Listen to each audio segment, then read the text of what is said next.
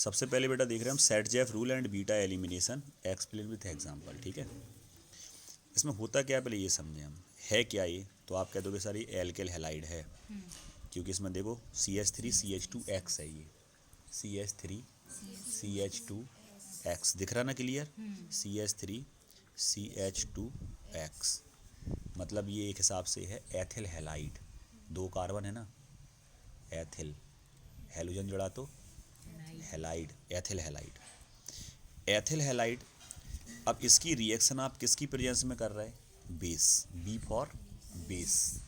Base में क्या ले सकते, NaOH, KOH, कुछ भी ले सकते, सोडियम हाइड्रोक्साइड, पोटेशियम हाइड्रोक्साइड, या एसिड की प्रेजेंस में भी करा सकते हो। ये रिएक्शन एसिड की प्रेजेंस में भी हो सकती है और बेस की प्रेजेंस में भी हो सकती है। अब जैसे ये रिएक्शन होगी तो यहाँ पर बेस के पास देखो इलेक्ट्रॉन का पेयर दिख रहा होगा तुम्हें, दिख रहा। ये इलेक्ट्रॉन के पेयर के कारण किसी से भी क्या बना सकता है, बॉन्ड बना सकता है, क्योंकि इसके पास दो इलेक्ट्रॉन्स हैं, पेयर है पूरा। आ गया समझ में। तो यहाँ पर क्या हुआ, यहाँ से क्या हटा H, यहाँ से क्या हटा X, क्लियर। तो ये जो X है वो X देखो नेगेटिव के फॉर्म में चला गया, चला गया। मतलब ये क्या किया इसने ये किया कि इसने दोनों इलेक्ट्रॉन का लॉन पेयर ले लिया। देखो इसके पूरा पेयर किस पे शिफ्ट हुआ, X पे।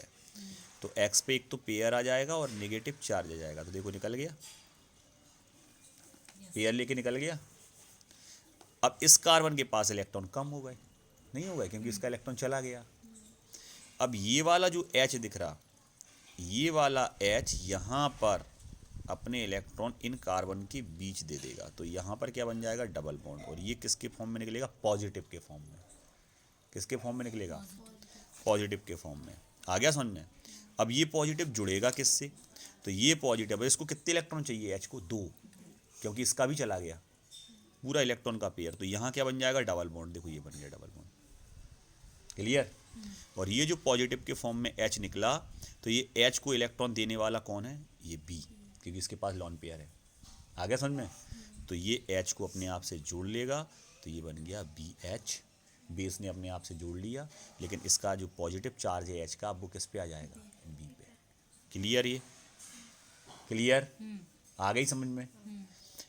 क्या कह रहा वो, किसी भी मॉलिक्यूल के अंदर से कोई भी एटम निकले या पूरा मॉलिक्यूल निकले, आ गया समझ में, इस तरह का रिएक्शन एलिमिनेशन रिएक्शन कहलाता है। सर अब इसको बीटा एलिमिनेशन क्यों बोला, ठीक है। बीटा एलिमिनेशन इसलिए बोला बेटा कि देखो ये हैलोजन है, हैलोजन से जुड़ा हुआ पहला कार्बन अल्फा और दूसरा कार्बन, क्या इस कार्बन पे से हाइड्रोजन हटा, किससे हटा,